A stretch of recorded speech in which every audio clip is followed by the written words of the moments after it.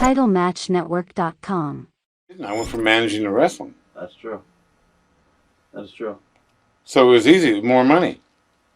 Now, The reason I wanted to manage and then go into wrestling was because I knew that I could work, and I knew that you'd have to pay me to do it. That's where the money was. You always made more when you worked in the main event, and when your man was involved in an angle with Hogan or something.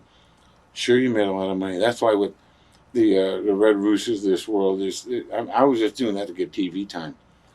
You're not gonna make him money with those guys. They're not gonna make him money. Would you pay to see him? Huh. No, I guess not. No. Rude was hard to manage.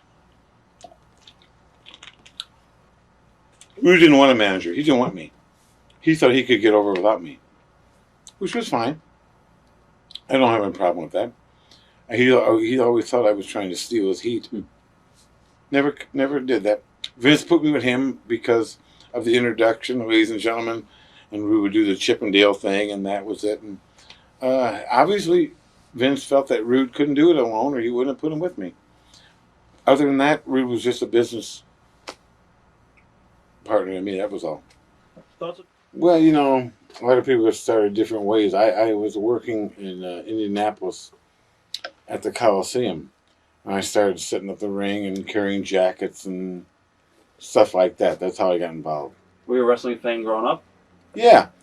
In 1954, I went to the matches in Chicago, Marigold Arena, and I was amazed at what a guy could do. He told people to be quiet. They made noise. You tell them to make noise, they be quiet.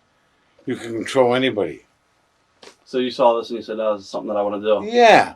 Yeah, something to mess with the people. Now, when you first got into the business, you were basically a wrestler, right? Before No. managing. Manager. You came right off the bat and you wanted to manage. Yeah. Did you ever want to go into the ring and actively wrestle? Or Sure.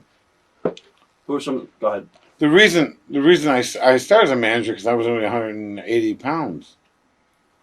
But I figured it out years ago. You manage as a wrestler and you wrestle as a manager. Very simple. All right.